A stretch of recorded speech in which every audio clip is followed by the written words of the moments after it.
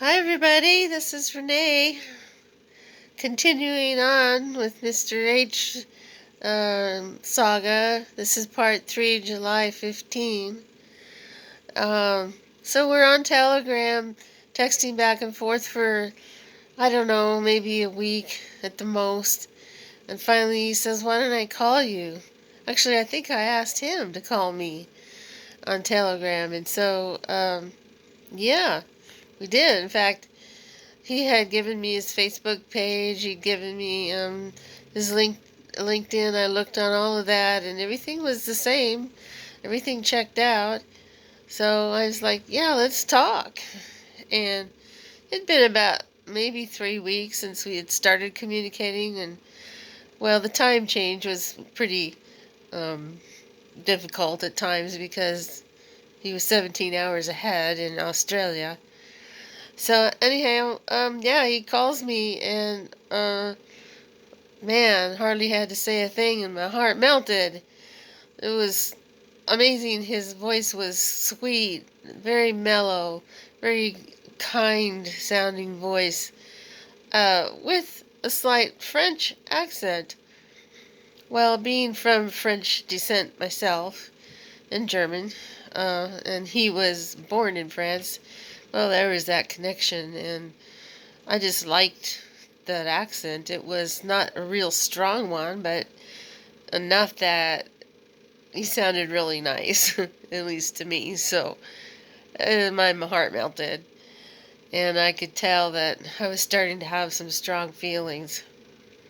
Wasn't sure about him, but it seemed that way because we were continuing on with our communicating and talking about, our lives. So he would always ask me, "What are you doing today?" But mostly he would ask me, "How am I feeling?" And I'm like, "Well, I'm feeling fine. If I don't feel well, usually I would tell somebody, but maybe not yet." But then he would always ask me things like, "What did you eat today?" Or "Did you eat today?" And "Did you eat something good today?" And I'm like, "Well, I'm a big girl. I'll eat if I need to eat. And I'm not lacking for food, obviously, since I try to lose some weight." Uh, in fact, I told him I was starting to go to the gym. And so he's worried. He says that I'll get weak if I don't eat, and I'm going to the gym too. I'm like, "Well, all right. Well, I care about you. I'm supposed to care about you." And so things like that. Then he wanted to know, I told him that my name that I'd given was a nickname because I'm a floral designer, and so the name I used was a flower. And he says, "Well, what's your real name?"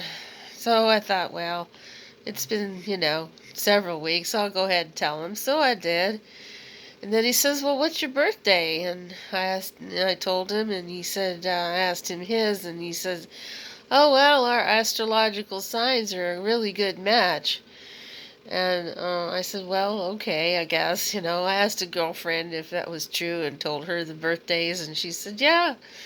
And I'm like, "Oh, well, okay. I don't put a lot of stock in it, but I suppose there's something to it."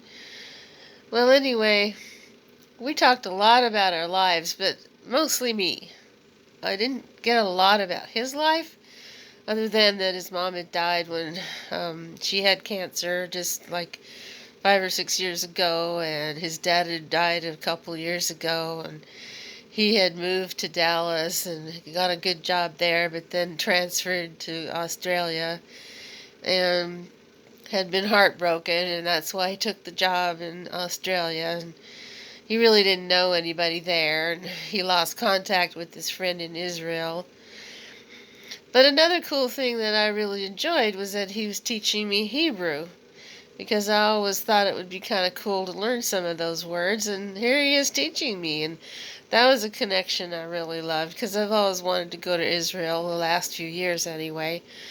And he said, "Oh, we'll go. I'll take you there. I'll take you anywhere you want to go in Israel." Wow, what a guide he would be. I was I was starting to fall for him. Yeah, that's the way it went at the moment. So, anyway, you take care of yourself and be blessed.